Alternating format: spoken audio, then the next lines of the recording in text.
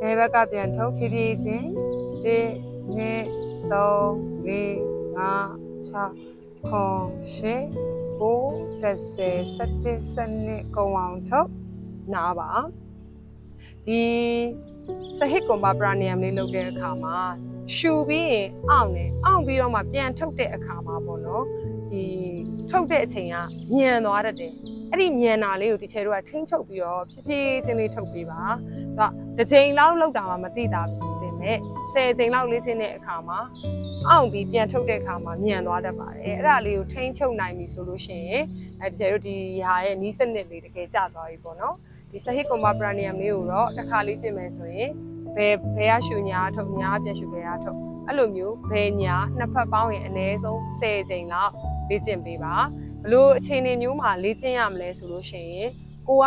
တစ်ခုခုကိုအာယုံစူးစိုက်ပြီးတော့အလုပ်လုပ်စရာကြီးကြီးမားမားဆုံးဖြတ်ချက်ကြီးကြီးမားမားချရမယ်နေ့တွေတို့တစ်ခုခုကိုအာယုံစိုက်ပြီးတော့မှပေါ့နော်လုပ်ရမယ့်အချိန်တွေကိုယ့်ရဲ့စိတ်ကိုအပြင်ကိုလွတ်မသွားပဲနဲ့တခုခုပေါ်မှာပဲအာယုံစူးစိုက်ပြီးတော့လေ့ကျင့်ခြင်းနဲ့အလေ့အကျင့်တစ်ခုလုပ်ချင်တဲ့သူတွေပြီးရင်တရားထိုင်မဲ့ဒီ meditation တွေမလုပ်ခင်ကိုယ့်ရဲ့သက်ဆိုင်ရာဘာသာရေး ကျင့်စဉ်တွေမလုပ်ခင်မှာလည်းဒီ Praniam လေးကိုအကျိုးအနေနဲ့လေ့ကျင့်ပေးလို့ရပါတယ်ဒါလေးကိုပုံမှန်လေ့ကျင့်သွားလို့ရှိရင်တော့ချေတို့မှတ်ဉာဏ်စွမ်းအားတွေလည်းတိုးတက်လာမယ်စိတ်ဖိစီးမှုတွေရောကြလာမယ်ဒေါသဖြစ်တာတွေကိုလည်းထိန်းနိုင်လာပြီးတော့စိတ်ရှည်တည်ခံလာပါလိမ့်မယ်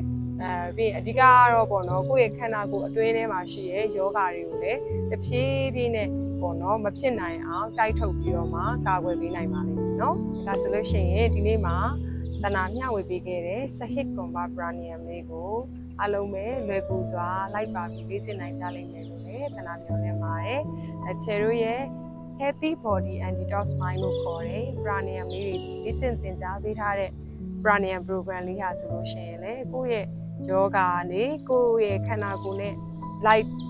ပြီးတော့မှာပေါ့နော်ကိုယ့်ရဲ့ယောဂအလိုက်ခန္ဓာကိုယ်အလိုက်ယာတိအလိုက်လေ့ကျင့်ရတဲ့ Praniam ကျင့်စဉ်တွေအများကြီးကို step by step သေချာသင်ကြားပေးထားတဲ့ program လေးဖြစ်တာကြောင့်ဒီ program လေးကြောင့်အသေးစိတ်သိကျင်လို့ရှိရင်လေ့လာကျင်လို့ရှိရင်အနံ့ကျင်လို့ရှိရင်တော့ဒီချေတို့ရဲ့